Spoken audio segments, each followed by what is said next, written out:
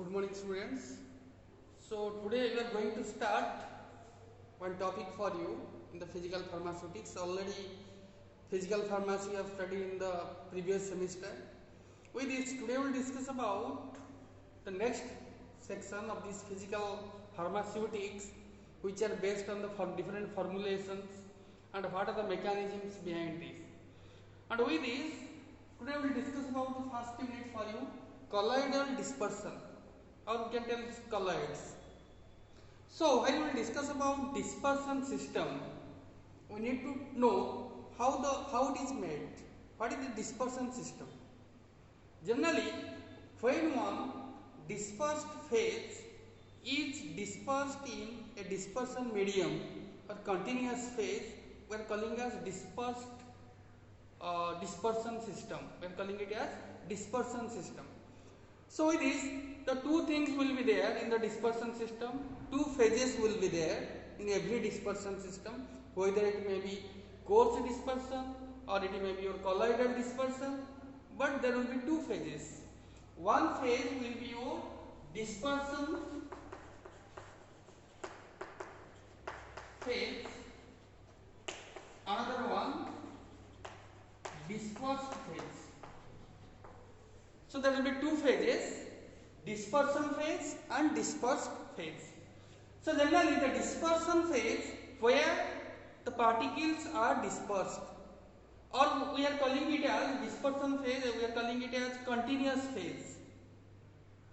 But in case of dispersed phase, it may be of different types, that may be of different solids or liquids can be dispersed in a dispersion phase or medium.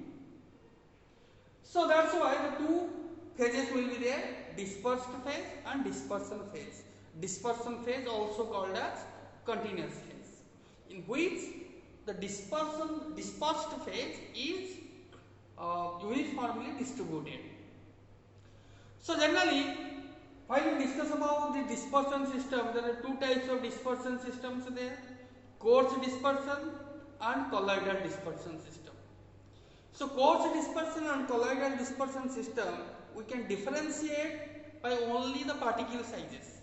When the particle sizes are different, ranges will vary. We can call it as, some cases we will call it coarse dispersion. If it is very small, we are calling it as colloidal dispersion. In case of coarse dispersion, the particle size range will be from 1 micrometer to 100 micrometer. But in case of colloidal dispersion, the particle size range will be from 1 nanometer to 1 micrometer. That means the particle size is very small. It's very difficult to see the particles. Sometimes it is confused with solutions. It's like looking like a solution. We cannot distinguish the particles. So the particle size range will be 1 nanometer to 1 micrometer. It's very small size ranges. But with this, there may be of different types of colloidal dispersion systems as per their different states of matter, different physical states. So let us take one example how the dispersion system works and how many types of dispersion system can be prepared. So let us discuss about, as per their different physical states of dispersion phase and dispersed phase. If we take gas, liquid, if dispersed phase is gas, dispersion phase or dispersion medium is liquid, then we are calling it fog. It is a coarse dispersion, fog. And in case of coarse dispersion, it is your spray. In case of, if it is gas and solid, then we are calling it as smoke. Or in case of coarse dispersion, it is dust. When it is liquid and gas, we are calling it as foam. In case of coarse also, it is called as foam. But only the particle size will be different. You will take two liquid phases. If it is soluble, then we cannot make one dispersed phase or dispersion medium. We cannot make a dispersion system if it is soluble. So that's why it should be, both should be immiscible. Both liquids should be immiscible. Then only we can go for the dispersion system or dispersed system. Like your oil globules, in case of colloidal system, it's oil globules of very less size. And in case of coarse dispersion, we are calling it as emulsions. In case of liquid solid, colloidal gold in water, it's a colloidal gold. And in case of coarse, we are calling it as suspension. Solid liquid, solid is the dispersed phase and gas is the dispersion medium. We are calling it as solid foam. Sometimes we are calling it as aerosols. And in case of force, we are calling it as solid foam. Solid liquid, minerals in wax, we are calling it as it's your colloidal. Solid emulsion, it is a coarse dispersion. Solid solid, that means solid is the dispersed phase, solid is the dispersion medium. Then we are calling it as colloidal gold in glass, and also we can prepare your solid suspension in case of your coarse dispersion. So there will be two dispersed systems. One is your colloidal dispersion system, another one coarse dispersion system. You remember the particle sizes will be different. In case of colloidal, it's very small, it ranges from 1 nanometer to 1 micrometer. In case of coarse dispersion, it will be range from 1 micrometer to 100 micrometer. So generally you might have studied coarse dispersion means it's like your suspension and emulsions, but you have not studied about colloids. Its particle size, it's a dispersion system, it is looking like a solution due to its less particle size. So now let us discuss about various types of these colloids or various types of colloidal dispersion.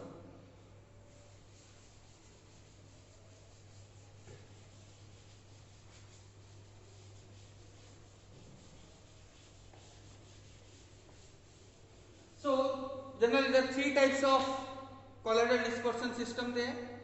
One is your lyophilic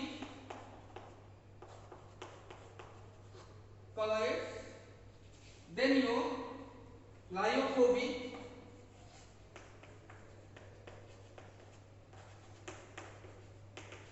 colloids, association colloids. So there are three types of colloids there.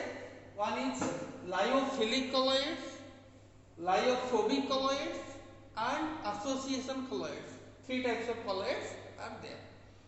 So let us discuss about the first one. What is this lyophilic? What is the meaning of lyo? Lyo means it is your solvent. Lyo means solvent. Philic means solvent loving. That means it is having affinity towards solvent. That means there is a good affinity between dispersed phase and dispersion medium. There is good affinity between dispersion phase and dispersed phase. So that's why it's very easy to prepare this type of lyophilic colloids. And this lyophilic colloids generally we have to choose. If you are taking a similar type of solvents, then suppose one solid particles we are taking as a dispersed phase, and it should have affinity towards water.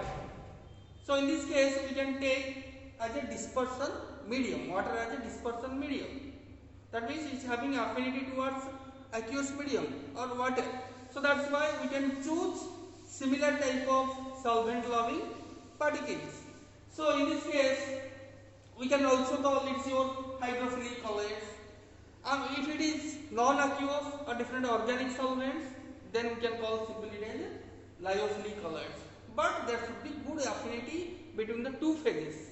The two phases are dispersion phase and dispersed phase.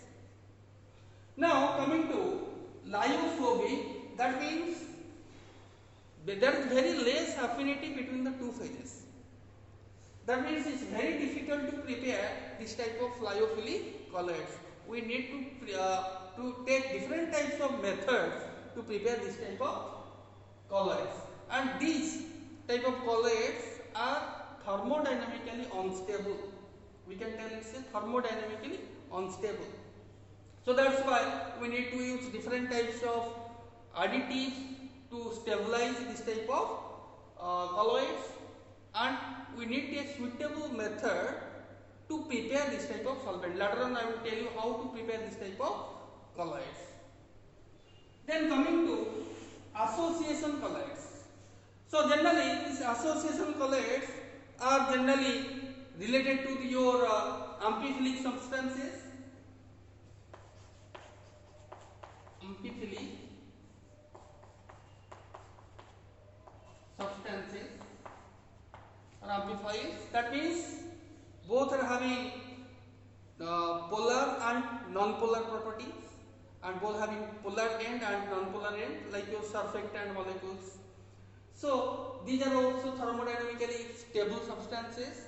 In this are generally the particles are associated with each other in a molecular level. So generally when you are adding a surfactant, it's having both sides, both ends. One is your polar end, another one non-polar end, and they can be stabilized above its CMC, critical micellar concentration. They can be associated above its CMC point, critical micellar concentration point. So that's why we can prepare this association colloid by taking the surfactant solution above CMC, above critical micellar concentration. So these are the three basic types of colloids. In the next class we will discuss about different preparation methods of colloids. Thank you.